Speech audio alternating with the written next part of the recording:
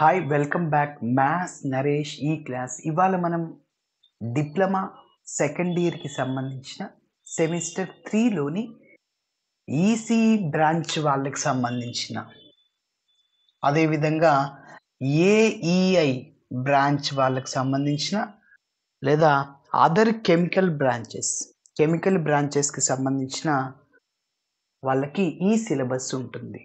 మరి ఈ యొక్క సిలబస్ గురించి ఒకసారి చూద్దాం. యూనిట్ 3లో ఉంటుంది మనకి ఈ కాన్సెప్ట్. యూనిట్ 3 మరి అందులో మనకి 10 మార్కులకి సంబంధించిన ప్రాబ్లమ్స్లో ఏబీలు అడుగుతుంటాడు. ఆ ఏబీ ఖచ్చితంగా 2 ప్రాబ్లమ్స్ ఈ మోడల్కి సంబంధించిన వస్తుంటుంది క్వశ్చన్. ఓకేనా?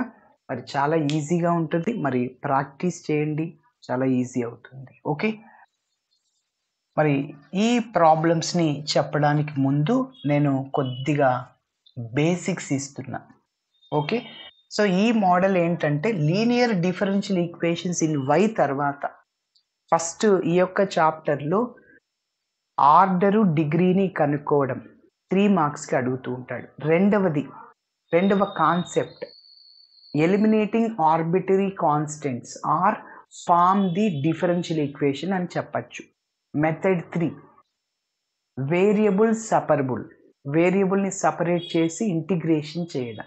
Method 4 linear differential equations in y. Method 5 so this is ఈ కాన్సెప్ట్ అనేది సిఎస్సి బ్రాంచ్ వాళ్ళకి ఉండదు. ఓకే, ఎస్, మరి గమనించండి. మరి ఇవి చేయడానికి చెప్పాను కదా బేసిక్స్. సో మన సిలబస్లో ఇలా ఉంటుంది. A differential equation, higher order linear differential equation which is in the form of, ఇలా ఉంటుంది మన given equation a d square plus b d plus c into y is equal to 0, ఇలా ఉంటుంది అన్నమాట. మరి ఇలా ఉన్నప్పుడు రైట్ సైడ్లో 0 ఉంటుంది. ఓకే, మనకి రైట్ సైడ్లో 0 ఉండే మోడలే ఉంటుంది. ఓకేనా? ఎస్, మరి ఈ ప్రాబ్లంకి జనరల్ సొల్యూషన్ని ఎలా కనుక్కోవాలి అంటే y is equal to YC అంటాము. y is equal to YC అంటే కాంప్లిమెంటరీ ఫంక్షన్. మరి కాంప్లిమెంటరీ ఫంక్షన్ ఎలా వస్తుందంటే మన గివెన్ ప్రాబ్లమ్ని సాల్వ్ చేసినప్పుడు రూట్స్ వస్తాయి. m వాల్యూ కావాలి అంటే మనం క్వాడ్రాటిక్ ఈక్వేషన్ ఫార్ములానైనా ఉపయోగించవచ్చు, లేకుంటే ఫ్యాక్టరైజేషన్ మెథడ్ ద్వారా రూట్స్ని కనుక్కోవచ్చు. ఆ రూట్స్ని బట్టి నువ్వు కాంప్లిమెంటరీ ఫంక్షన్ని కనుక్కోవాలి. ఎస్, కాబట్టి మరి గమనించండి, నేచర్ ఆఫ్ రూట్స్ అని చెప్పచ్చు. కాంప్లిమెంటరీ ఫంక్షన్ ఎట్లా కనుక్కోవాలి ఒకసారి నేను ఇక్కడ రఫ్లో ఎక్స్ప్లెయిన్ చేస్తున్నా. నేచర్ ఆఫ్ రూట్స్ ఎలా ఉంటే నువ్వు దానికి కాంప్లిమెంటరీ ఫంక్షన్ని కనుక్కోవచ్చు. సిఎఫ్ అంటే కాంప్లిమెంటరీ ఫంక్షన్. వినండి, మరి మనకు వచ్చిన రూట్స్ 2 రూట్స్ వస్తాయి. అంటే డికి పవర్ 2 ఉందనుకో, హైయెస్ట్ పవర్, ఆ పవర్ 2 అంటే 2 రూట్స్, డి క్యూబ్ అంటే 3 రూట్స్ వస్తాయి అట్లా. కాబట్టి 2 రూట్స్ m1, m2, అవి 2 రూట్స్ డిఫరెంట్ రూట్స్ వచ్చినప్పుడు కాంప్లిమెంటరీ ఫంక్షన్కి formula c1 e power m1x plus c2 e power m2x.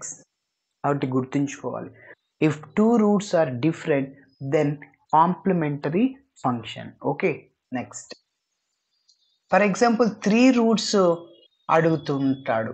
3 roots వచ్చినప్పుడు కాంప్లిమెంటరీ ఫంక్షన్ ఇక్కడ ఏం లేదు, C3ని నువ్వు యాడ్ చేయడం. C1 C2 అనేవి ఆర్బిటరీ కాన్స్టెంట్స్. ఓకే, కాబట్టి C1 e power m1x plus C2 e power m2x plus ఇంకొక రూట్ ఉంది కాబట్టి C3 e పవర్ m3x. అదేవిధంగా ఇంకొక రూట్ వచ్చింది అనుకో, m4 వచ్చింది, అప్పుడు C1 e power m1x plus C2 e power m2x, C3 e power m3x, C4 e power m4x వస్తుంది. ఓకేనా? ఎస్, గమనించాలి.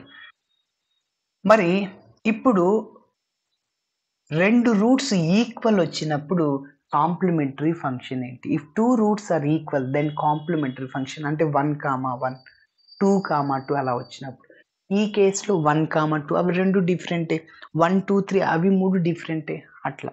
కాబట్టి సో ఇలా వచ్చినప్పుడు కాంప్లిమెంటరీ ఫంక్షన్కి formula C1 plus C2x into e power mx. Okay, గుర్తుపెట్టుకోవాలి. అదేవిధంగా if 3 roots are equal m, m. So అప్పుడు కాంప్లిమెంటరీ ఫంక్షన్కి formula C1 plus C2x plus C3x square into e power mx.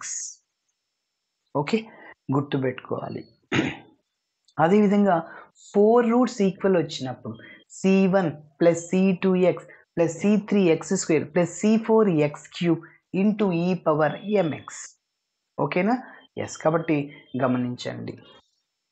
Next, when the two roots are complex, మీరు కనుక్కున్న roots అనేవి కాంప్లెక్స్లోకి వచ్చినప్పుడు alpha plus or minus i beta అంటాం.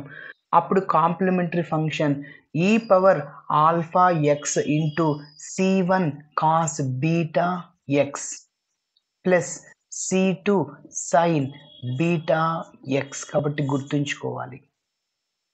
Okay, మీరు కనుక్కున్న రెండు రూట్స్ కాంప్లెక్స్ రూట్స్ అయినప్పుడు, okay, 1 plus or minus 2i అలా ఉంటుంది. 1 అంటే ఆల్ఫా, 2 అంటే బీటా వస్తుంది. ఎస్, గమనించాలి. సో ఒక్కొక్కసారి రెండు కాంప్లెక్స్ రూట్స్ ఈక్వల్ వచ్చినప్పుడు alpha plus or minus i beta, alpha plus or minus i beta ఇలా వచ్చినప్పుడు complementary function formula e power alpha x into C1 plus C2 x into cos beta x plus C3 plus C4 x into sine beta x. అటు ఫార్ములాస్ని గుర్తుంచుకోవాలి. Okay, ఈ రెండు ఏం లేదు, ఒకటే ఫార్ములా, ఈ రెండింటికి ఒకటే ఫార్ములా. సో అంటే 4 ఫార్ములాస్ నువ్వు నేర్చుకోవాల్సి ఉంటుంది. ఓకేనా?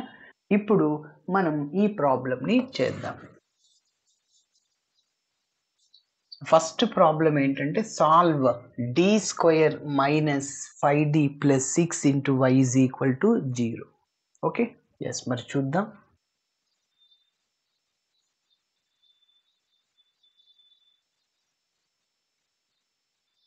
ఇచ్చిన ఈక్వేషన్ని ఫస్ట్ రాస్తున్నాను. గివెన్ ఈక్వేషన్ ఈస్ ఏంటి?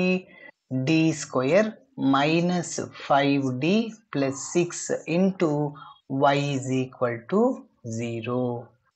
ఓకే, మరి ఇప్పుడు ఇది ఎలా ఉందంటే f of d into y is equal to 0 లాగా ఉంది.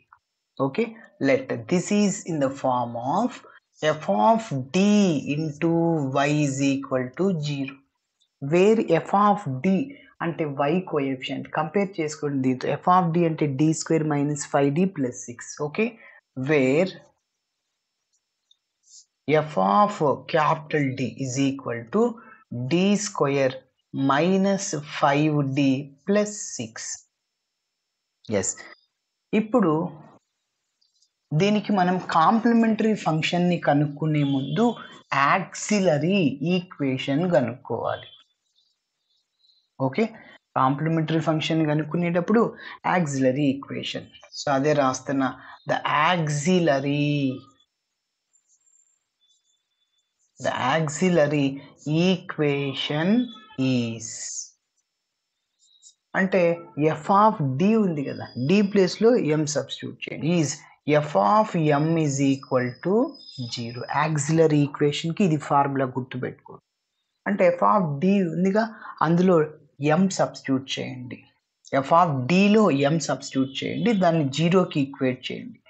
m square minus 5m plus 6 is equal to 0. Okay, next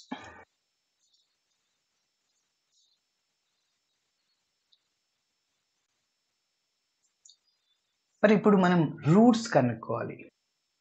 m యొక్క హైయెస్ట్ పవర్ 2 ఇక్కడ 1 కాబట్టి 2 రూట్స్ వస్తాయి. మరి రూట్స్ కనుక్కుండేది మీకు ఆల్రెడీ తెలుసు. ఓకే. మరొకసారి చెప్తున్నా, ఫస్ట్ ఏం చేయాలంటే ఏబిసి కనుక్కోండి. ఏ అంటే m² కోఎఫిషియంట్ 1, బి అంటే m కోఎఫిషియంట్ 1 సారీ -5, సి అంటే కాన్స్టెంట్ 6. ఇప్పుడు కండిషన్ ఏంటి రూట్స్ కనుక్కోవడానికి?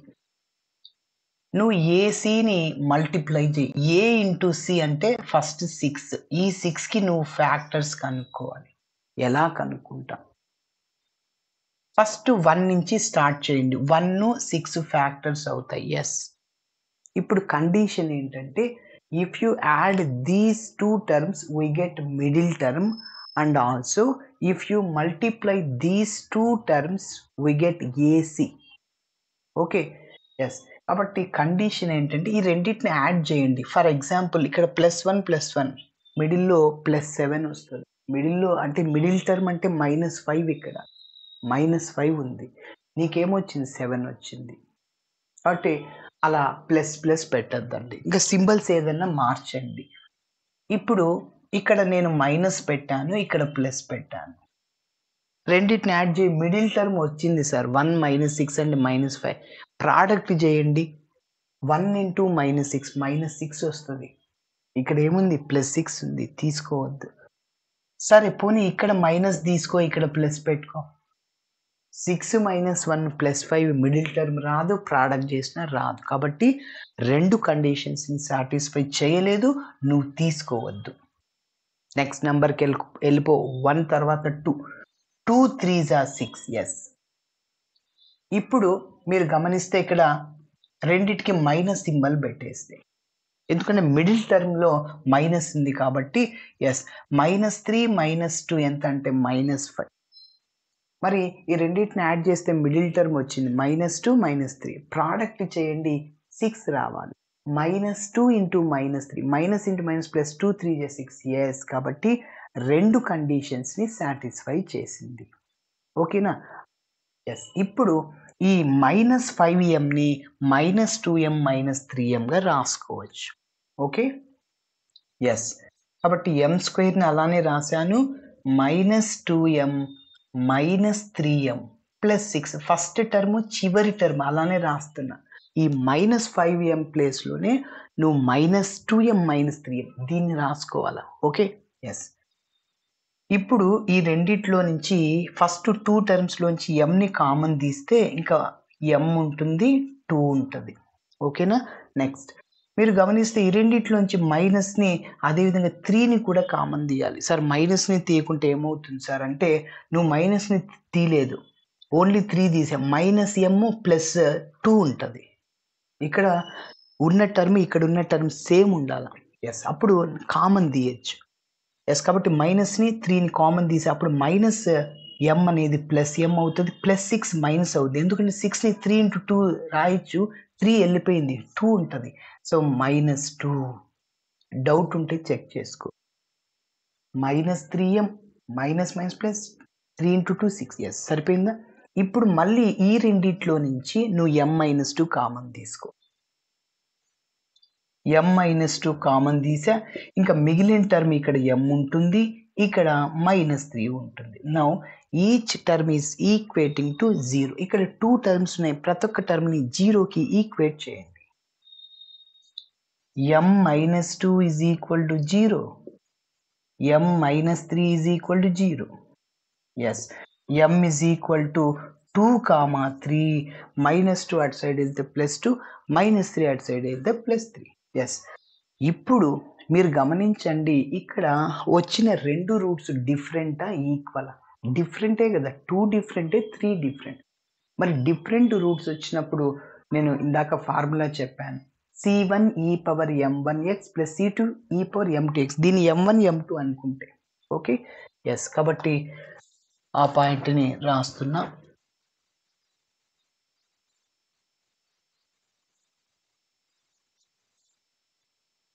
ఎస్. చూడండి, therefore complementary function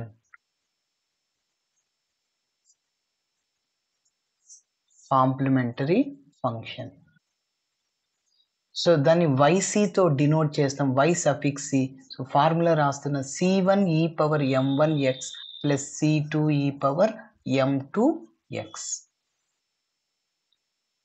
yc is equal to c1 అంటే అలానే రాసా, e⁻m1 అంటే మొదటి రూట్ 2x. సార్ ఫస్ట్ 2నే ఎందుకు రాదు, 3 రాయొచ్చు, రాసుకో, ఏదైనా రాసుకో, ఎందుకంటే మిడిల్లో ప్లస్ ఉంది. ఓకే, ప్లస్ c2e⁻m2 అంటే 3x. ఓకే, ఇప్పుడు మన ప్రాబ్లంకి general solution y is equal yc అంటే ఇదే రాయడమే. So therefore general solution to the given DE is general solution to the given D is formula ఏంటంటే y is equal to yc. yc అంటే ఇదే కదా, మళ్ళీ రాసేయండి, c1e⁻2x c2e⁻3x. ఎస్, ఇది general solution. ఓకేనా? సరే, మరి మనం second one third one discuss చేయబోయే ముందు లాస్ట్ వన్ డిస్కస్ చేద్దాం, ఫోర్త్ వన్. దాని తర్వాత సెకండ్ థర్డ్ని డిస్కస్ చేద్దాం, ఎందుకంటే ఫస్ట్ వన్ ఫోర్త్ వన్ ఒకే మోడల్. మరి given equation d² - d - 6 into y is equal to 0. Okay, ఇది మళ్ళీ ఎలా ఉంది, f of d into y is equal to 0 లాగా. వేరే f of d అంటే ఇదే రాసేస్తున్నా, d² - d - 6. ఓకే, మరి యాక్సిలరీ ఈక్వేషన్ కనుక్కోవాలి అంటే d ప్లేస్లో mని సబ్స్టిట్యూట్ చేయాలి.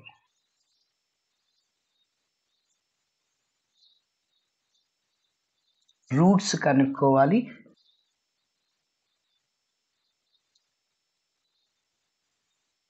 ఎస్, మరి చూద్దాం. సో d ప్లేస్లో mని సబ్స్టిట్యూట్ చేస్తున్నాను, m - 6 0. ఎస్, ఇప్పుడు రఫ్లో ఎక్స్ప్లెయిన్ చేస్తున్నా రూట్స్ ఎలా కనుక్కోవాలి. ఏం చెప్పిన ఫస్ట్ ఏబిసిలు నోట్ చేసుకో. ఏ అంటే 1, బి అంటే -1, సి అంటే -6. ఇప్పుడు నువ్వు ఫ్యాక్టర్స్ కనుక్కుంటే ఫస్ట్ ఏని సిని మల్టిప్లై చేసుకో. 1 into -6 ఎంత, -6. ఈ -6కి ఫ్యాక్టర్స్ కనుక్కో. 1 నుంచి స్టార్ట్ చేయి.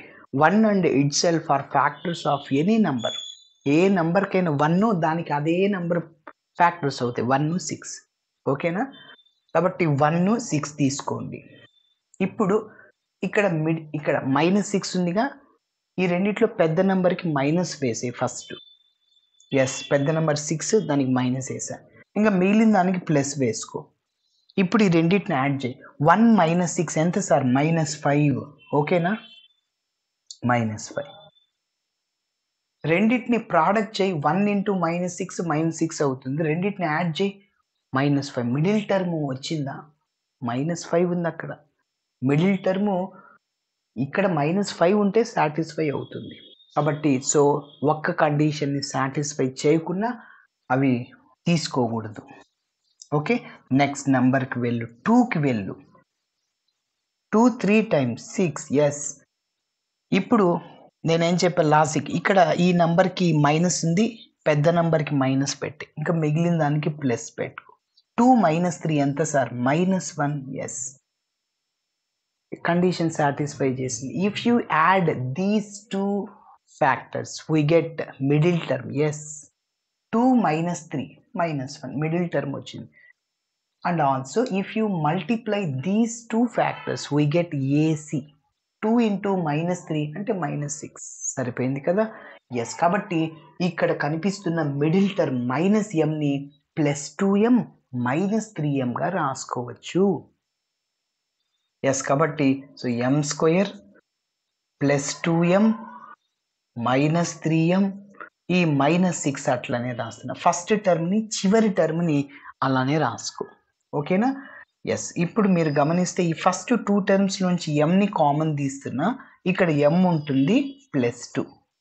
ఈ చివరి 2 టర్మ్స్లో నుంచి మైనస్ని అదేవిధంగా 3ని కామన్ తీస్తున్నా 6ని 3 ఇంటూ 2 రాయచ్చు 3 కామన్ వెళ్ళింది 2 ఉంటుంది కాబట్టి +3 into m+2 is equal to 0. Doubt ఉంటే చెక్ చేసుకో. ఇక్కడ మైనస్ కామన్ తీసాంగా మైనస్, ఇక్కడ ఈ -3 ఉండదు ప్లస్ m ఉంటుంది. సో మైనస్ ప్లస్ అవుద్ది. 6ని 2 ఇంటూ 3 రాసాంగా 3 కామన్ వెళ్ళింది 2 ఉంటుంది. డౌట్ ఉంటే చెక్ చేసుకో. -3 into m -3m minus into plus -3 2 6 ఇదే వచ్చింది. మళ్ళీ రెండిట్లోంచి m+2 కామన్, m+2ని కామన్ తీస్తున్నా రిమైనింగ్ టర్మ్ ఇక్కడ m అక్కడ -3 ఉంటుంది. Now each term is equating to 0. ప్రతి ఒక్క టర్మ్ని 0కి ఈక్వేట్ చేయండి. m+2 is equal to 0, m-3 is equal to 0. So m is equal to -2, m is equal to +3. -3 అటు సైడ్ పోతే +3. సో ఓవరాల్గా 2 రూట్స్ వచ్చేసాయి. అవి 2 డిఫరెంట్ రూట్స్ సార్, -2, 3. మరి డిఫరెంట్ రూట్స్ వచ్చినప్పుడు కాంప్లిమెంటరీ ఫంక్షన్కి ఫార్ములా సేమ్ ఇదే ఫార్ములా c1e⁻m1x + c2e⁻m2x. m1 అంటే ఇక్కడ -2, m2 అంటే 3x. మరి general solution to the given d ఇక్కడ మైనస్ అంతే అయిపోయి. అంటే చాలా సింపుల్, ప్రాక్టీస్ చేయండి. చాలా ఈజీగా ఈ మోడల్కి సంబంధించిన 10 మార్కులు మీరు తెచ్చుకోవచ్చు. ఎస్, మరి నెక్స్ట్ ప్రాబ్లమ్ని చూద్దాం. ఇప్పుడు సెకండ్ వన్, థర్డ్ వన్ని డిస్కస్ చేస్తున్నా. మరి second one d² - 25 into y is equal 0 solve అని ప్రాబ్లం ఇచ్చాడు. Again this is in the form of f of d into y is equal to 0, where f of d means y coefficient, d² - 25. Auxiliary equation f of m is equal 0 అంటే f of dలో మనం d ప్లేస్లో m substitute చేయండి. So అంటే m² - 25 is equal to 0. m² is equal -25 right సైడ్కి వెళ్తే plus అవుతుంది. So m² m కావాలి మనకి, +r-√25 కదా. So m is equal to square అనేది అటు సైడ్ పోతే రూట్ అవుద్ది, అవునా? Yes, +r-25 perfect square root అంటే 5. +r-5 అంటే ఒకటి 5 ఇంకోటి -5. m is equal to 5, -5. మీరు గమనిస్తే ఇక్కడ వచ్చిన 2 రూట్స్కి డిఫరెంట్, 5 -5. సో కాబట్టి కాంప్లిమెంటరీ ఫంక్షన్ ఇదే ఫార్ములా. ఇక్కడ c1e⁻m1, m1 అంటే మొదటి రూట్, m2 అంటే రెండవది. సార్ నేను ఫస్ట్ రెండవది తీసుకుంటాను. ఎస్ తీసుకో, -5 +5 పెట్టుకోవచ్చు. మరి కంప్లీట్ సొల్యూషన్ 5x - 5x. ఓకేనా? మరి next one, third one discuss చేద్దాం. d² + 1 into y is equal to 0. Yes, again మళ్ళీ f of d into y లాగా ఉంది. So where f of d auxiliary equation d² + 1 is equal 0, m² is equal to -1.